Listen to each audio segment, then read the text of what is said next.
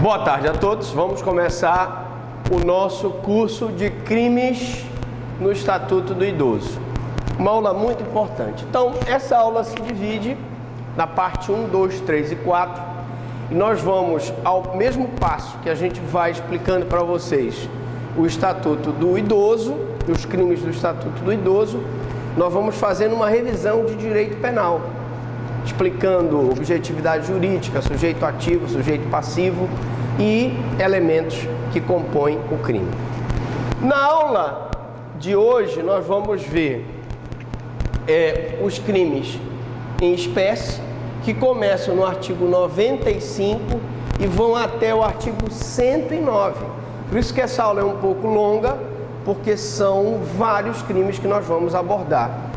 Essa aula é muito importante para quem vai fazer concurso, porque normalmente eles pedem os crimes no Estatuto do Idoso. Essa aula estará também disponível no canal para que você possa tirar alguma dúvida. Então vamos lá, vamos começar. Primeiro crime, que está previsto no artigo 96, discriminar pessoa idosa, impedindo ou dificultando seu acesso a operações bancárias, aos meios de transporte, ao direito de contratar ou por qualquer outro meio ou instrumento necessário ao exercício da cidadania por motivo de idade. Queria voltar um pouquinho para a gente explicar por parte esse crime. Primeiro, o verbo discriminar. A discriminação existe por razão de cor, idade, sexo, etnia. Aqui é uma modalidade especial de discriminação, em que essa pessoa está sendo discriminada por ser pessoa idosa. Ela está sendo discriminada por ser pessoa idosa. E o que é pessoa idosa por Estatuto do Idoso? É pessoa maior de 60 anos, né? A pessoa que tem mais de 60 anos, essa pessoa é considerada pessoa idosa. Veja que aqui, pessoa idosa é o sujeito passivo do crime. O que é o sujeito passivo do crime? Sujeito passivo do crime é aquele sujeito que recebe a ação ou omissão do agente. É aquele sujeito que tem a violação do seu direito por parte do agente. Então, o sujeito passivo é aquele que recebe a ação ou omissão dolosa. Quando eu falo impedindo ou dificultando o seu acesso, impedir é obstar. Dificultar é causar problemas do acesso das pessoas idosas a operações bancárias. Então você vê muitas vezes o idoso está lá e existe uma dificuldade muito grande dele ir lá na operação bancária, e aí você tem aquela dificuldade do idoso de ter acesso à operação bancária.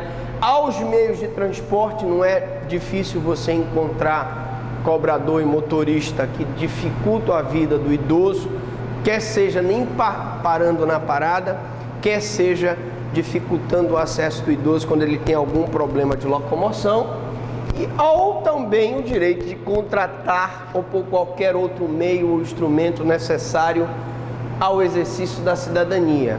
Contratar seria dificultar na hora de fazer um determinado contrato. E o exercício da cidadania seria a retirada de título de eleitor, por exemplo, carteira de trabalho, etc., por motivo de idade. Nós observamos que esse crime, ele tem várias ações.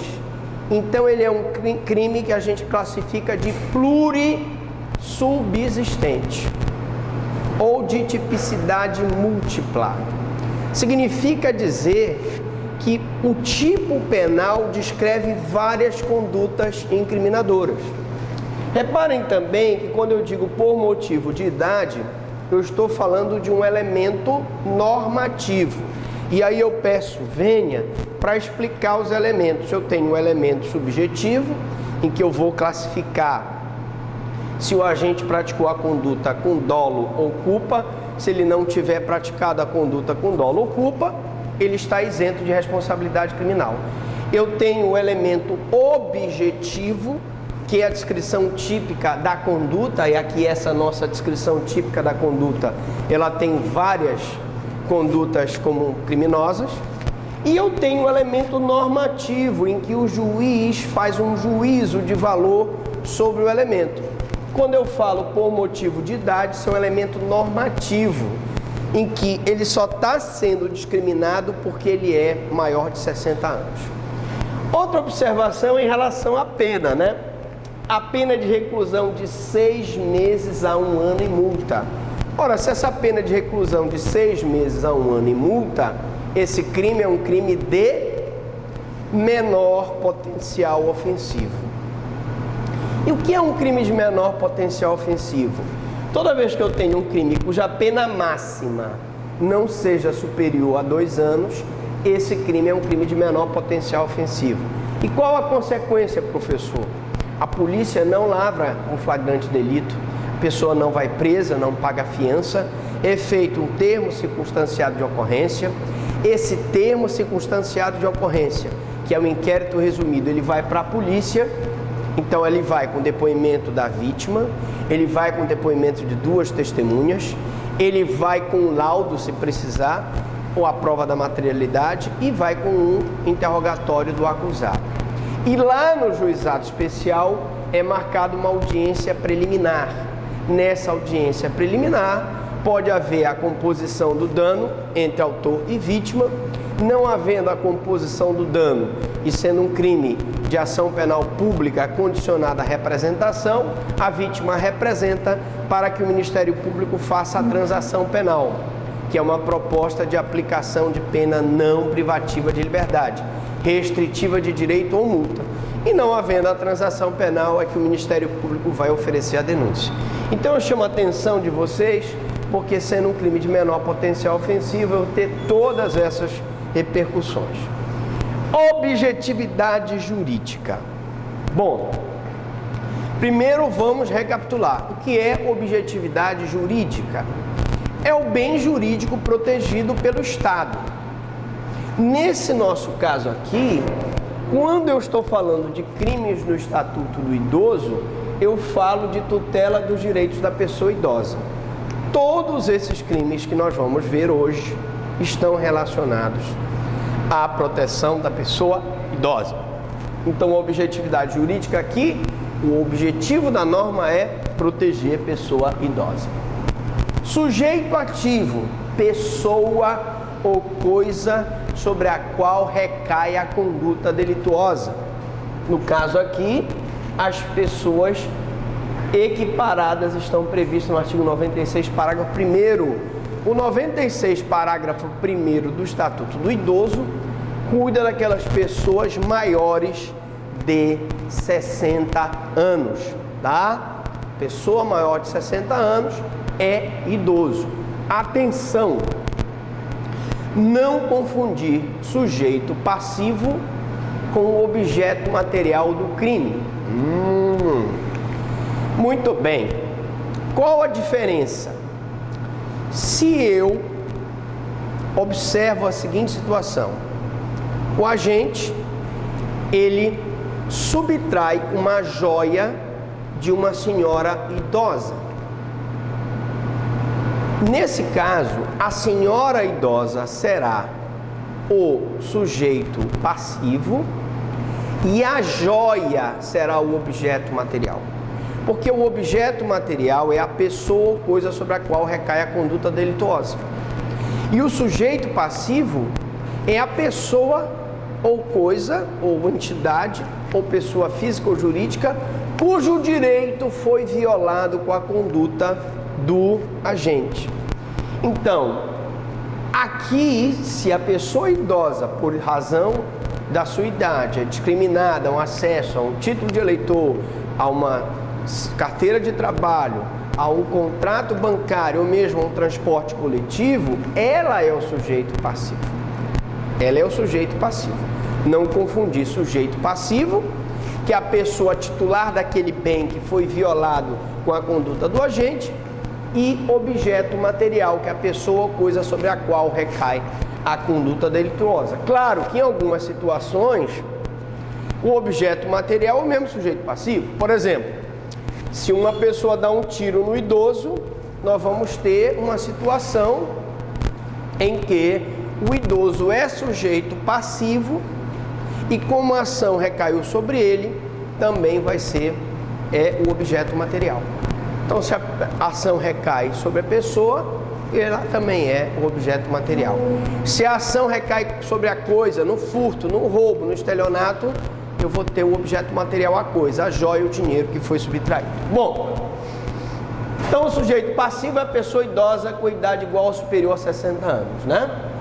Então o sujeito ativo é aquela pessoa que praticou a conduta, aquele que violou a norma penal, e o sujeito passivo é sobre quem foi violado com a prática do agente, tá? Pessoa igual ou superior a 60 anos. Tipo objetivo, como eu disse, eu tenho tipo objetivo, tenho tipo subjetivo e tenho tipo normativo. O senhor não entendeu ainda?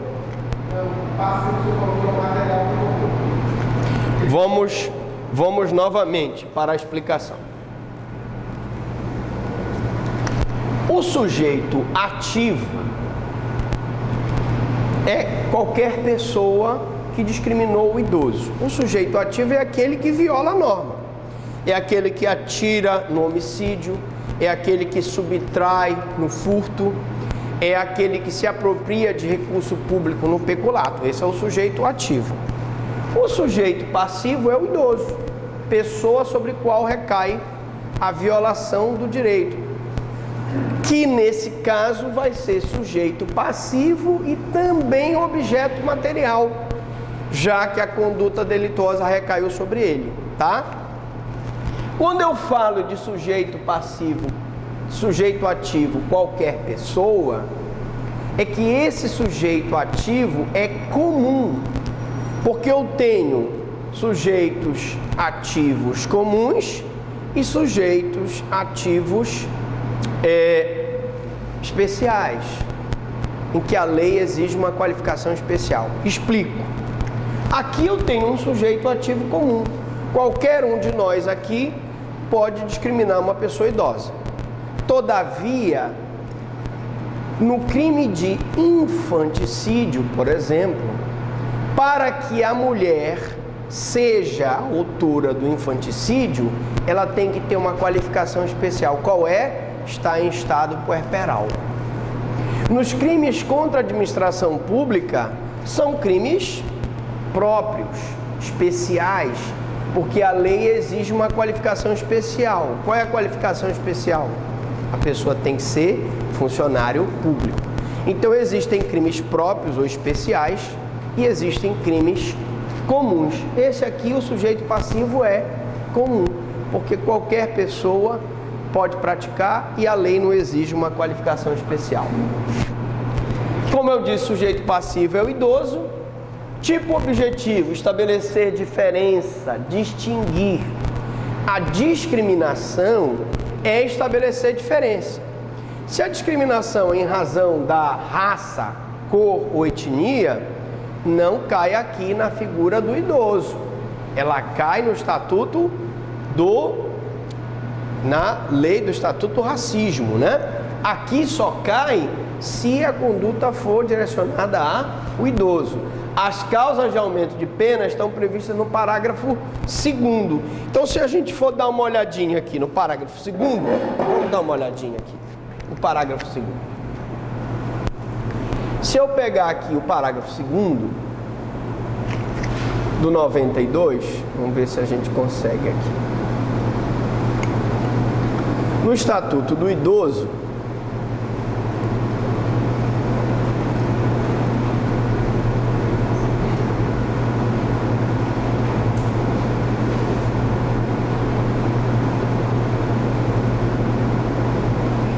pronto, vamos aqui.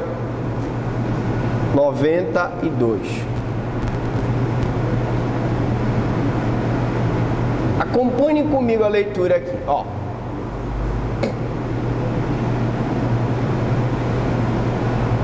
93.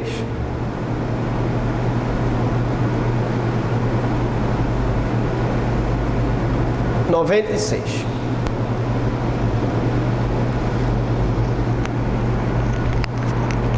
Discriminar a pessoa idosa impedindo ou dificultando seu acesso a operações bancárias, a meios de transporte, o direito de contratar ou por qualquer outro meio ou instrumento necessário o exercício da cidadania por motivo de idade. Pena reclusão de 6 meses a 1 ano. Parágrafo 1º. Na mesma pena incorre quem desdenhar, humilhar, menosprezar ou discriminar a pessoa idosa por qualquer motivo. Se no ônibus a pessoa desdenha, humilha, discrimina, eu vou ter uma forma assemelhada. A mesma pena vai ser imposta a essa pessoa. Que mais, professor? Olha aqui o parágrafo 2º. As penas serão aumentadas de 1/3 se a vítima se encontrar sob os cuidados e responsabilidade do agente. Então, se é o próprio agente que detém a guarda daquele idoso e aquele idoso está sob os cuidados dele e aquela pessoa discrimina o idoso, a pena vai ter um aumento de 1/3, tá? Essa causa de aumento de 1/3 é uma causa de aumento de pena porque ele vem previsto numa fração. Toda vez que eu tiver uma fração dizendo quanto se aumenta da pena, eu tenho uma causa de aumento de pena. Vamos voltar então para a nossa aula aqui.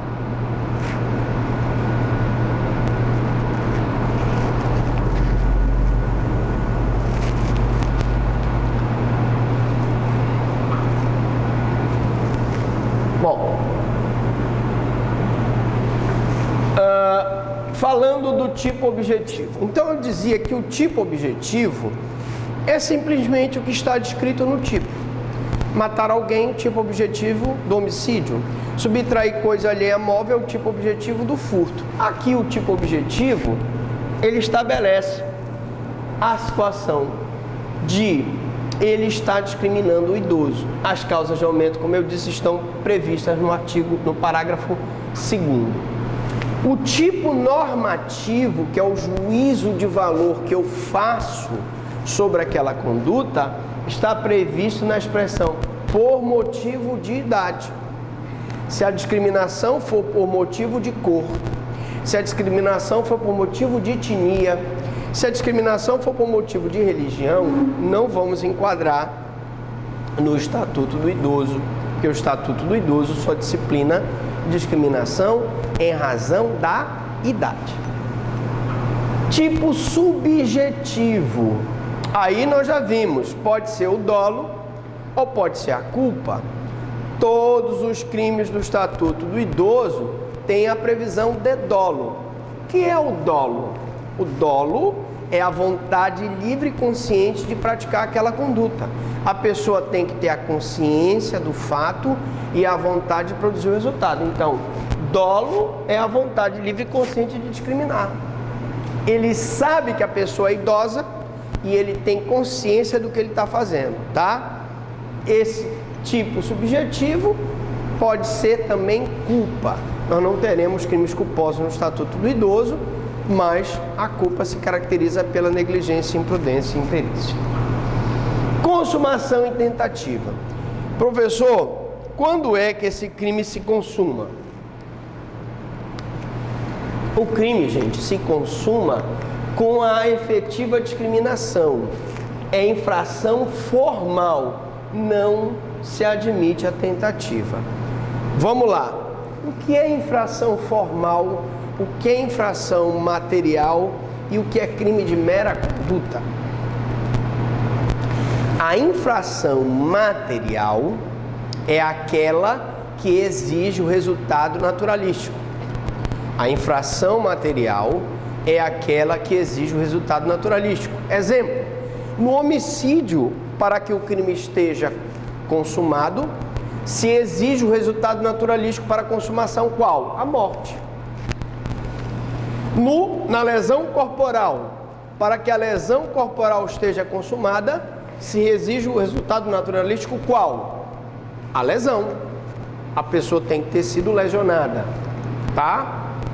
Se foi só um soco, e esse soco não causou lesão, não causou roxidão, rompimento da pele, do epitélio, eu teria uma via de fato, que não é lesão corporal, mas é contravenção penal.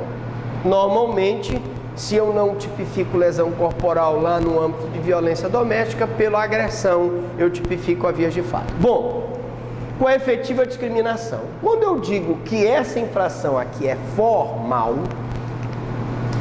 as infrações formais, elas não exigem um resultado naturalístico para a sua consumação. O que é isso, professor?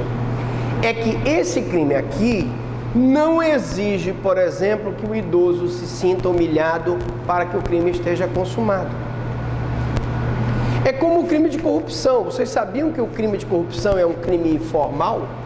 E por que, professor, ele é formal? Porque na hora em que eu ofereço uma vantagem indevida para o guarda não me multar, mesmo que o guarda não aceite, eu já pratiquei o crime. Porque é um crime formal. A corrupção não exige a ocorrência do resultado naturalístico, recebimento da vantagem. Professor Franklin, o recebimento da vantagem, o que é então? Mero exaurimento do crime. O senhor pode dar um outro exemplo de crime formal? O sequestro. A extorsão mediante sequestro é um crime formal. O cara vai, um rico empresário, né?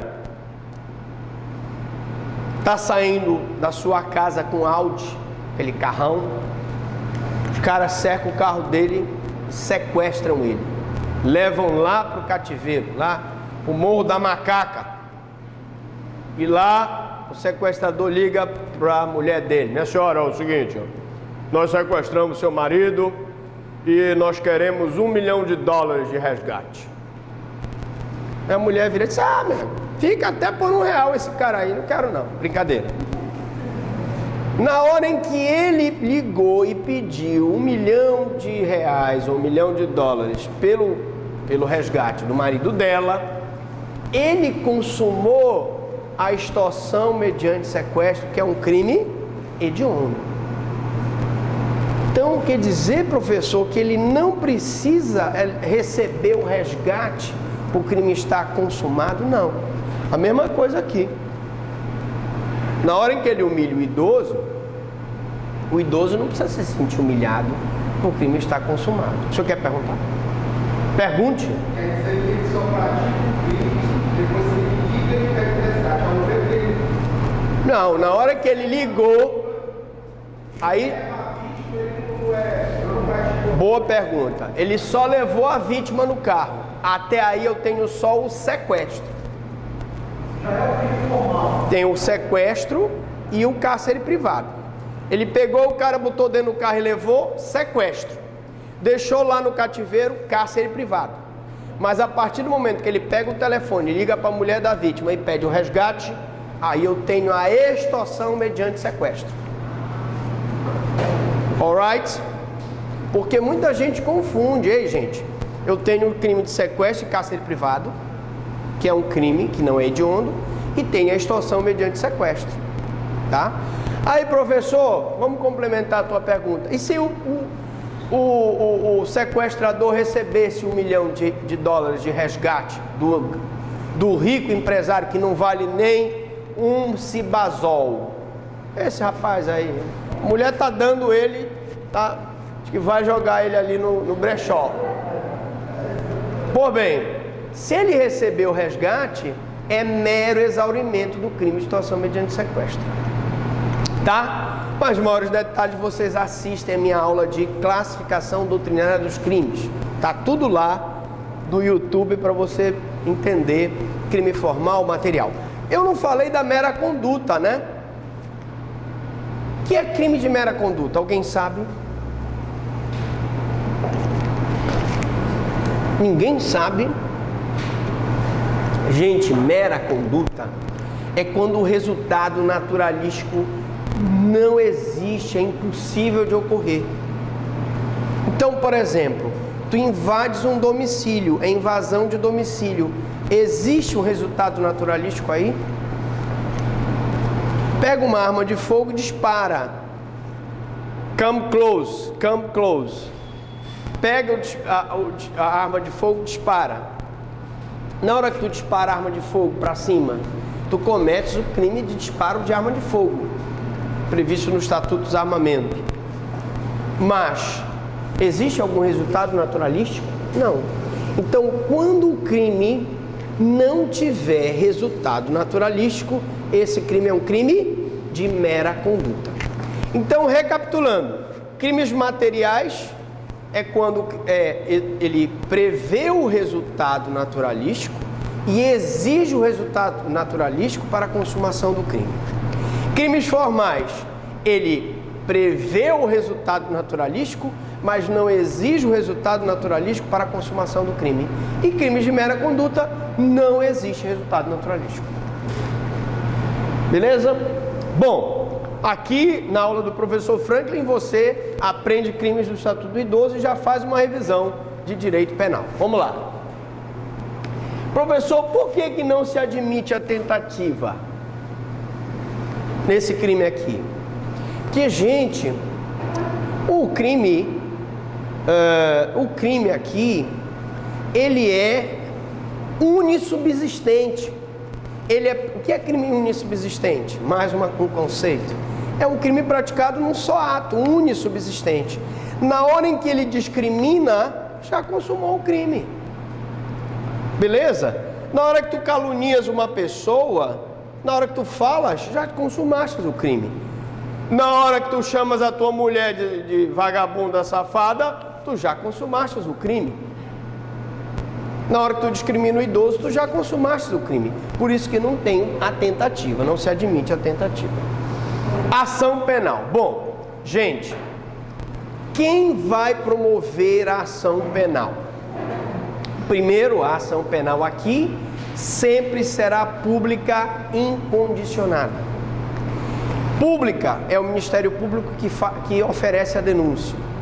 Incondicionada, o Ministério Público não precisa da representação do idoso para mover a ação.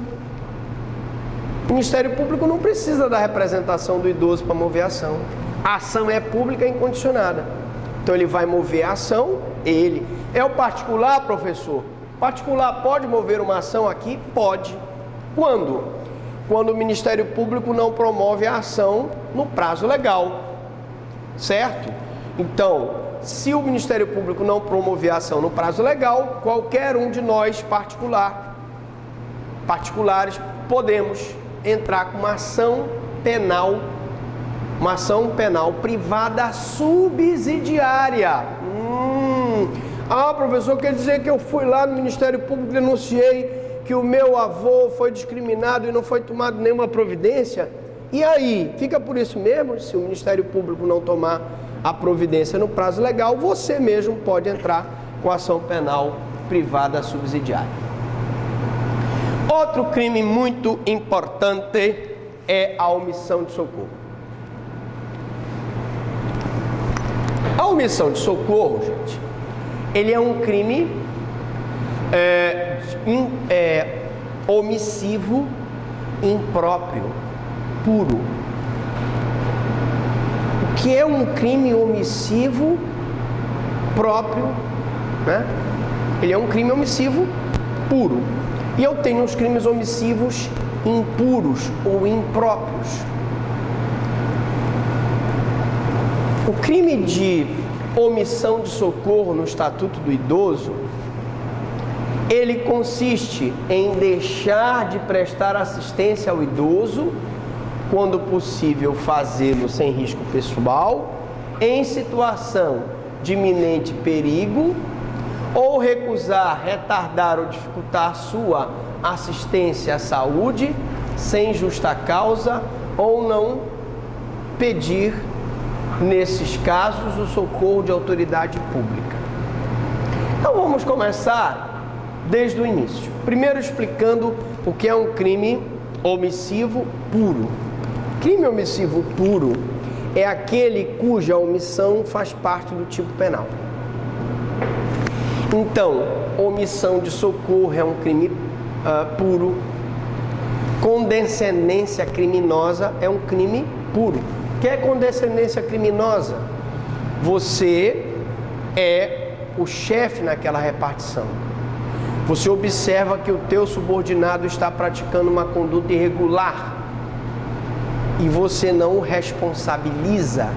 Isso é o que nós chamamos de condescendência criminosa. A condescendência criminosa é um crime homicida.